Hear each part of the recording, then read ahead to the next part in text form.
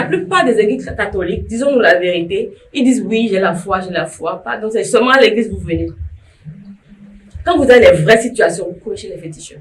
En partie, elle a raison.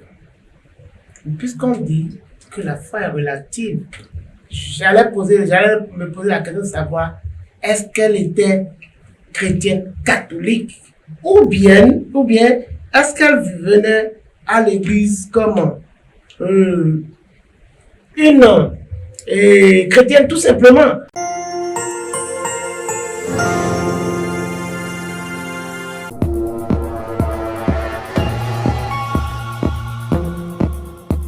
Mesdames, Messieurs, chers amis de la Lumière 44 Productions, bonjour. Bienvenue dans le tout premier numéro de cette émission La foi en débat. Pourquoi certains catholiques quittent l'église catholique pour les églises évangéliques? Il n'y a nul doute que l'église catholique demeure aujourd'hui la mère de toutes les églises. On s'aperçoit cependant que certains la quittent pour vivre une autre forme de spiritualité dans les groupes évangéliques naissants. Nous recevons sur ce plateau pour vous deux personnes, une évangélique et l'autre catholique, qui vont nous parler sur ce sujet. Bonjour, présentez-vous s'il vous plaît. Et je m'appelle Dr Dessou Parfait, je suis enseignant, chercheur et en finance et responsable de la Légion de Marie du diocèse de Porto-Novo. Bonjour mademoiselle. Présentez-vous s'il vous plaît. Moi, c'est mademoiselle Kassa Ashley. Je suis logisticienne. À quelle obédience religieuse appartenez-vous et pourquoi ne l'aviez-vous pas encore quittée? Et oui, j'appartiens à l'église catholique. J'appartiens à l'église catholique et j'y suis né et je suis toujours dedans. Maintenant, si je ne l'ai pas quitté parce que c'est par rapport à ma foi que je suis toujours dedans. Voilà, c'est ce que je peux vous dire, Flo. Quelles sont les raisons qui peuvent pousser un catholique à quitter sa religion? Les raisons sont de plusieurs autres. Il peut y avoir des gens qui vont quitter parce qu'ils ont des problèmes. Et ça peut les amener à quitter. Et il y a d'autres qui ont été frustrés. Et par conséquent, lors de ces épreuves, ils ont trouvé d'autres mères qui les ont accueillis. Et dans ces conditions, ils vont demander à partir. Parce que ce qui arrange l'homme, c'est la paix. C'est là où tu seras pour être en paix, c'est là où tu iras. Donc, la quête de la paix peut amener les gens à quitter l'église catholique pour partir. Justement, nous avons sur ce plateau mademoiselle Kassa Ashley, qui était catholique mais qui aujourd'hui est évangélique. Qu'est-ce qui vous a poussé à quitter l'église catholique? Racontez-nous en quelques mots la raison pour laquelle vous avez quitté l'église catholique pour l'église évangélique. Ok. Je vous remercie. La raison pour laquelle j'ai quitté l'église catholique pour l'église évangélique, elle est de plusieurs ordres. Comme mon collègue l'a dit, il y a plusieurs raisons. Soit une situation où ils sont frustrés. Moi, de base, je suis née dans une famille catholique. C'est vrai, j'ai été communiée, confirmée. Mais aujourd'hui, je suis évangéliste. Je suis dans l'évangélique et je suis évangéliste et j'en suis fière. Pourquoi j'ai quitté l'église catholique? À cause de beaucoup de choses, comme je vous l'ai dit. Il y a le manque de la parole de Dieu. Peut-être je peux vous le détailler après, mais il y a le manque de la parole de Dieu. Je ne sais pas, en mon temps où j'allais à l'église catholique et tout, il n'y avait pas des études bibliques. En votre temps? Oui. Moi, je ne sais pas si ils ont déjà remédié à cela. Mais il n'y a pas des études bibliques où on convoque les gens pour dire aujourd'hui, nous allons faire une étude biblique et tout le monde est assis. Et en plus, j'ai constaté aussi dans l'église catholique que quand on vient à l'église, pour te dire vrai, on sait tous, seulement à part les vieux. Si c'est nous les jeunes, on vient juste à cause de l'habillement, parce qu'on s'est bien habillé, ou on regarde ceux qui se sont habillés, ou on se prend des rendez-vous, ou carrément parce qu'on doit signer les livrets, ou les cartes, quand on est en catéchèse. Disons-nous la vérité. Moi, c'est mon monde, c'est pourquoi moi j'ai vécu dans l'église catholique. Et le pourquoi j'ai quitté aussi, après ma communion, il y a la confirmation. J'ai suivi les études, le catéchèse, etc. Une fois, le jour de la confirmation, sinon, à ma connaissance, le Saint-Esprit descend en toi, tu reçois le Saint-Esprit. C'est ça. Et dans la Bible aussi, il a été écrit que Dieu, quand le Saint-Esprit est descendu sur les disciples de Jésus, on a vu les manifestations. La façon dont ils ont eu à prêcher l'évangile, à parler de Jésus. Ok. Tous ont dit on reçoit le Saint-Esprit à travers la confirmation. La confirmation, le point qui m'a surtout déçu, c'est sûrement ce point. Ça, moi, je l'ai gardé en moi parce que c'est vrai, on nous met un truc blanc sur la tête et on dit reçoit le Saint-Esprit. Mais j'ai rien ressenti. Donc, vous attendiez ce jour-là que l'Esprit Saint descende sur vous comme sur ses disciples. Comme sur ses disciples, non seulement ça, mais au moins ressenti la présence de Dieu. En son temps, ressenti la présence de Dieu. C'était ça. Mais après ça, j'ai reçu ma confirmation, j'attendais, je priais, mais je ressentais rien du tout. En vrai, je me sentais vide. Pour vous dire la vérité. C'est vrai, en plus, quand j'étais petite, je me disais que je devais être ma soeur. J'étais régulière à l'église. Mais j'avais pas ce que je voulais. Il y a un truc qui manquait. La présence de Dieu. Et il a bien dit, c'est là où quelqu'un trouve la paix qui reste. Et qu'est-ce qui donne la paix si c'est pas Dieu? Si c'est pas la présence de Dieu. Mes parents sont catholiques, je vous ai dit. J'appelais le long même, mon père récitait. On faisait les rosées, les Je vous salue Marie chaque nuit avant de dormir. Mais il y avait un truc qui n'allait pas. C'était vide.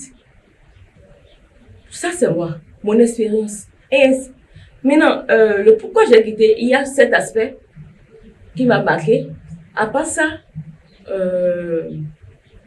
quand on parle de amener quelqu'un à prier, nous, quand on vient chez les prêtres ou bien nos mères catéchistes, pour prier, il faut réciter Je vous salue Marie, il faut faire ci, il faut faire des rosaires, etc. Mais c'est pas ça le problème. On parle d'une situation concrète. Donc si je commence par réciter Je vous salue Marie, j'en ai récité plein, mais j'ai pas eu de solution. Disons la vérité, je suis la preuve. Je suis une preuve par rapport à mon expérience. J'en ai récité plusieurs fois. Même dans ma maison, il y a oratoire. J'ai fait tout ce qu'il fallait. Je suis allée à des rosaires qu'on organisait à l'église. J'ai été tellement présente et assidue. Mais rien. Rien n'a changé. Rien n'a changé au niveau de ma famille. Pourquoi? En dehors de ça, devant moi, il y a un truc que l'église catholique n'a pas. La solitude et l'amour. Et ils ne s'entraident pas entre eux. Pourquoi j'ai dit ça? La plupart de leurs fidèles souffrent. Du coup, quand des fois ils viennent vers leur prêtre, leur prêtre, leur abbé, ou dire abbé, j'ai telle situation. Tout ce qu'ils trouvent, c'est de leur dire, va prier, ok, on refuse pas. Va prier devant la Sainte Vierge Marie, mais va à Saint-Sacrement pour prier. C'est tout. Ça n'a pas de sens. Quand tu es abbé, on parle de abbé, Abba, genre mon père. Ça veut dire ton père spirituel. Il doit t'accompagner, il doit te soutenir, il doit prendre ton problème comme son problème. Mais on dit que la prière peut régler toute forme de problème. La prière peut régler toute forme de problème, tu dis.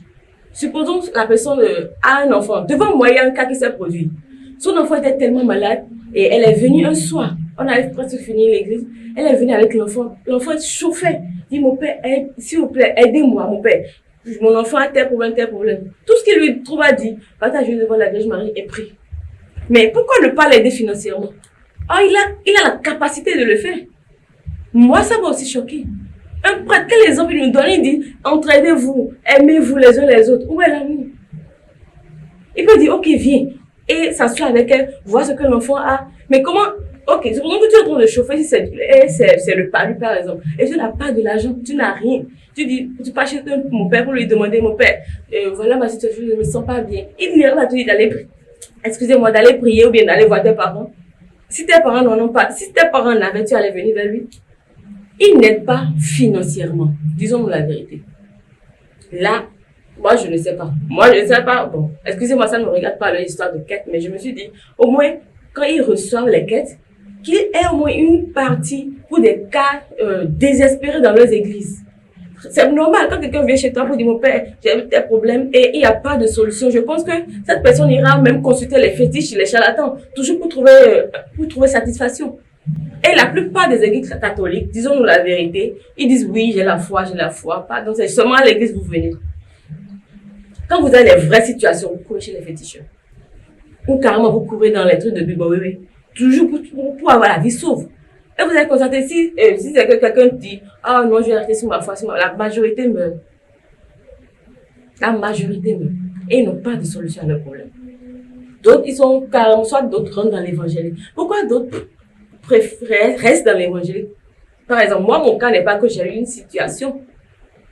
Ce sont mes expériences vécues avec vous. J'ai pas senti l'amour, j'ai pas senti la solidarité. On se sent seul, qu'on analyse très bien. Peut-être à l'exception de quelques prêtres, mais je pense que ce sont les exorcistes. À l'exception.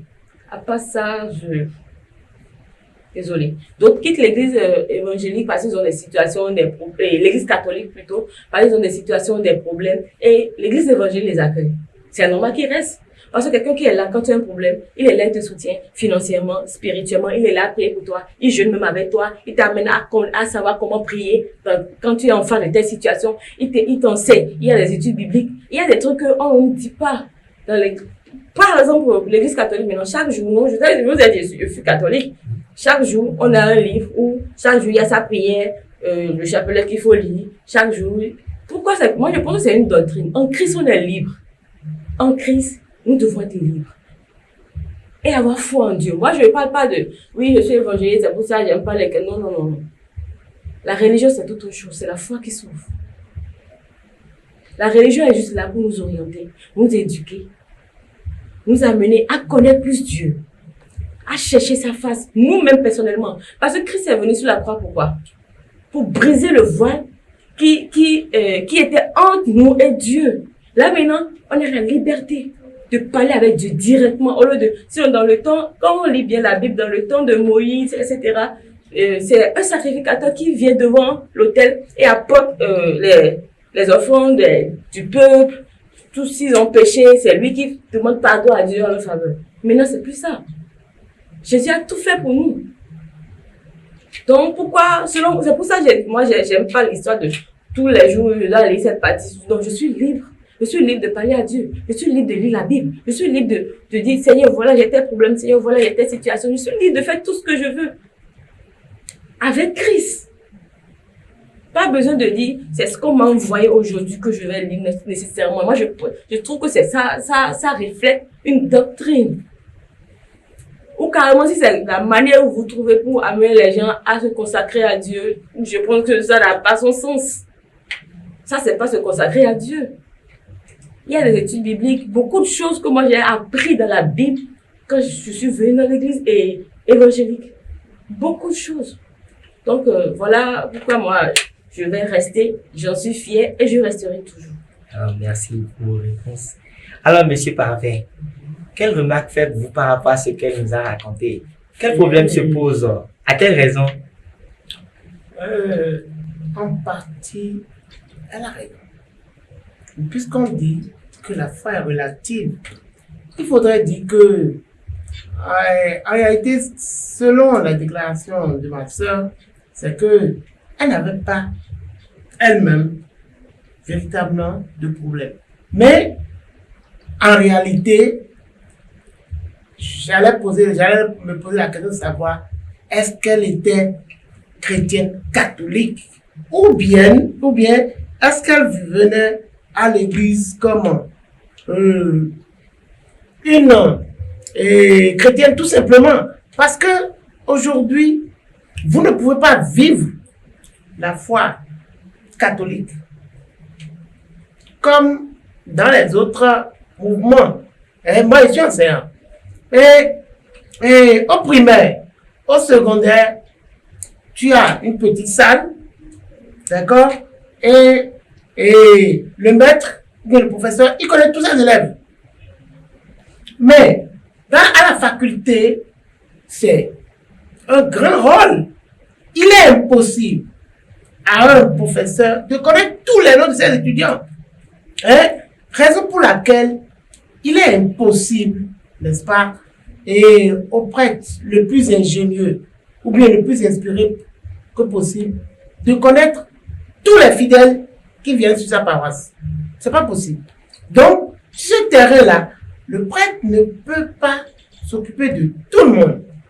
Et sur cette base, c'est pourquoi il y a des mouvements et associations pour accompagner le prêtre dans sa mission. Et c'est justement à ce niveau que je n'ai pas senti que ma sœur était adhérée à un groupe de prière. Parce que la lecture du dimanche, ça ne suffit pas. Et encore, faudrait-il que elle a bien dit, si c'est pour me faire remarquer, je ne suis pas venu à l'église, je suis venu à un défilé, c'est différent. Si je viens à écouter, j'ai porté une belle tenue, si c'est pour ça qu'ils sont arrivés, mais je n'ai pas prié. Donc, il y a cette notion-là que l'église n'avait pas mis. Et je crois qu'ils ont commencé par corriger parce que aujourd'hui, on dit, avant d'avoir les sacrements, tu dois adhérer à un groupe. Excusez-moi. Excusez-moi de vous interrompre. Vous parlez des groupes. Je vous ai dit, je suis catholique. Je fus, je suis dans un groupe. Parce que sans le groupe Emmanuel, voilà. sans que tu n'adhères à un groupe, tu peux pas avoir les sacrements. Donc, je voilà, donc, non, en vrai, je ne venais pas à l'église juste pour me faire remarquer. Oui, en tout cas, moi, j'étais en train de développer une certaine... Non, c'était juste pour mettre la sauce. Voilà, donc, elle était dans un groupe.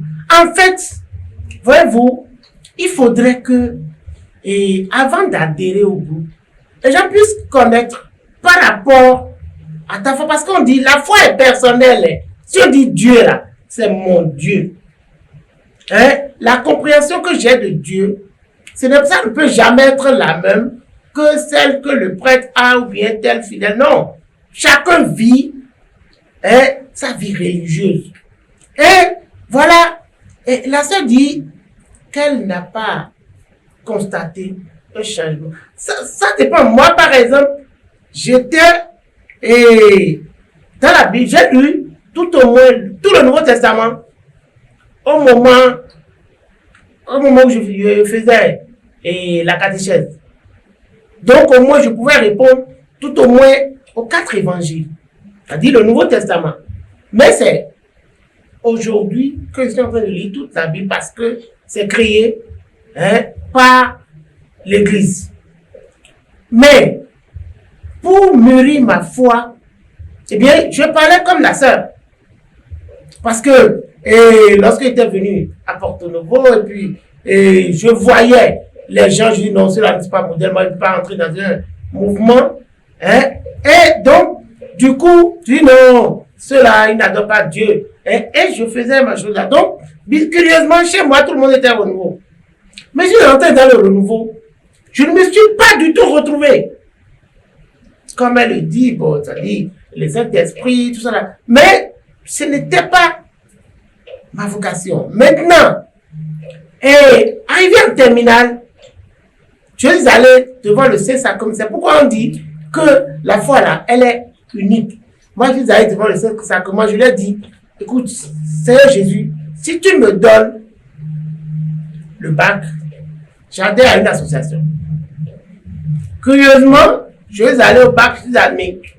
C'était une condition pour... C'était moi ma condition. Voilà. Donc je dis, parce que en notre temps, c'était pas une obligation. Maintenant, je suis entré et j'ai eu le bac. Maintenant, je dis, bon, ça ne veut rien dire.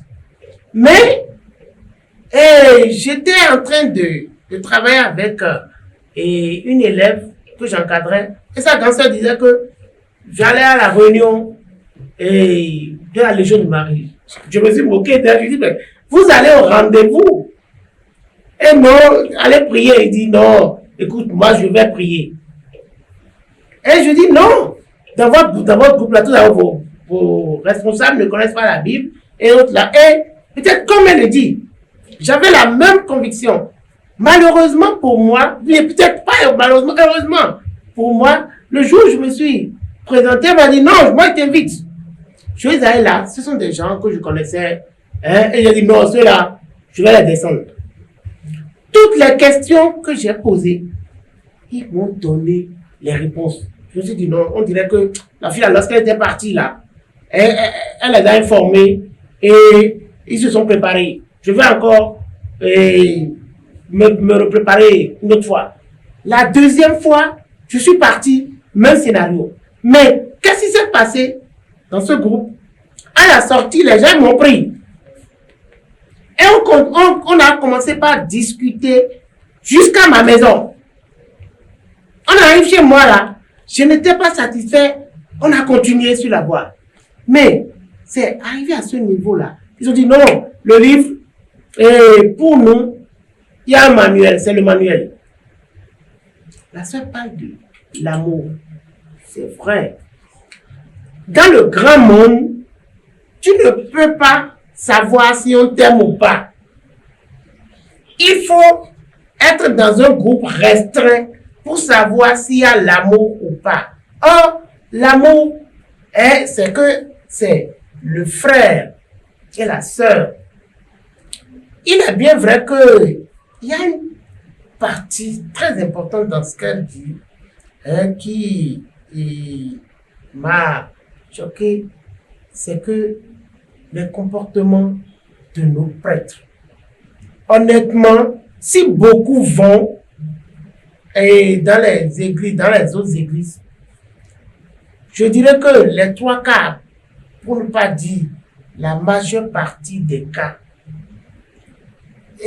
dépend, n'est-ce pas, de nos prêtres. Parce que nous avons vu vraiment des choses où le prêtre qui devrait amener, n'est-ce pas, les fidèles vers la voie du Christ, parce que chez nous, lorsque la personne a un problème, on dit Yahweh non. Donc du coup, celui-là, il est l'intercesseur de la personne, n'est-ce pas, qui a posé son problème par rapport et Dieu. Mais des fois, nos prêtres sont quelquefois plus matérialistes.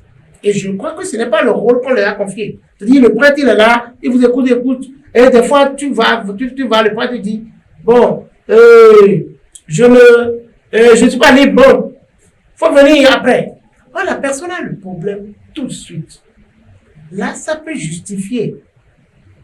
Et je peux vous dire que une bonne partie nous revient, nous autres légionnaires, parce que c'est nous qui sommes, je suis sûr que sur la paroisse de la sœur, s'il y avait des légionnaires qui faisaient leur apostolat, je donne ma tête à couper. Elle ne pouvait pas partir parce que ce qu'elle réclame à savoir, l'amour la convivialité qu'elle recherche là, c'est une obligation. Mais aujourd'hui, il faudrait dire que l'humilité, en fait, c'est le manque d'humilité. Peut-être, comme elle a dit là, en réalité elle-même, c'est une sorte de révolte, en quelque sorte. C'est-à-dire, elle a vu quelqu'un, elle a dit non, mais nous sommes dans la foi catholique, nous sommes dans la foi. Jésus a prôné l'amour. Et pourquoi ne pas pratiquer l'amour devant une personne? Alors si c'est ça là, ça veut dire qu'ici, c'est du folklore. Mais, moi, de par mon expérience, comme elle, je suis né dans une famille catholique, hein, mais j'ai vécu, j'ai découvert Jésus moi-même, bien sûr à travers Marie. Parce que, en fait, l'humilité là, c'est Marie qui le donne, c'est elle l'exemple palpable de l'humilité. Il faut apprendre à être humble. Or, c'est ça qui nous manque vraiment dans l'Église catholique. Nous pouvons chercher à développer plus l'amour et l'humilité envers notre prochain. Ce serait beaucoup mieux. Parce que, en fait, nous remarquons que l'amour, beaucoup le disent, hein, mais très peu le pratiquent. Mais ça ne veut pas dire que dans les églises évangéliques, l'amour est pratiqué à 100%. Moi, je peux vous dire que il y a très peu d'églises évangéliques que je n'ai pas, dont je n'ai pas d'amis, qui ne m'ont pas invité. On m'a invité à beaucoup d'églises. Hein? Je suis allé, hein? Mais c'est à travers d'abord le développement, hein, des thèmes que le pasteur choisit. Et je vois que ce sont le pasteur, lui, c'est par rapport au message, hein, qu'il veut porter, qu'il choisit les textes. Eh bien, ici, du fait que dans l'église catholique, c'est réglo, on dit non, c'est tel texte pour cette semaine. Ça ne veut pas dire, hein, que au cours de la semaine, ce n'est que ce texte. Non. Donc, du coup, toi-même là, c'est pourquoi on parle des prières, hein, spontanées. Donc, il y a la prière d'abord du groupe et la prière spontanée. Et moi, je peux dire que, honnêtement, dans la foi catholique, et moi, j'y suis, non pas parce que je regarde X ou Y, mais parce que moi-même, je me dis que je suis un homme. Je ne suis pas parfait. Même si je m'appelle parfait. Hein? Je ne suis pas parfait. Et par conséquent, lorsque je vois mon prochain poser des actes, je me pose la question de savoir, mais qu'est-ce qui le prend? Pourquoi il agit comme ça? Donc, je me mets à sa place pour dire, mais est-ce que je pourrais essayer de lui apporter quelque chose? Alors, mademoiselle Lachili, quel sens donnez-vous à l'Église de Christ? Peut-on changer d'Église comme on veut?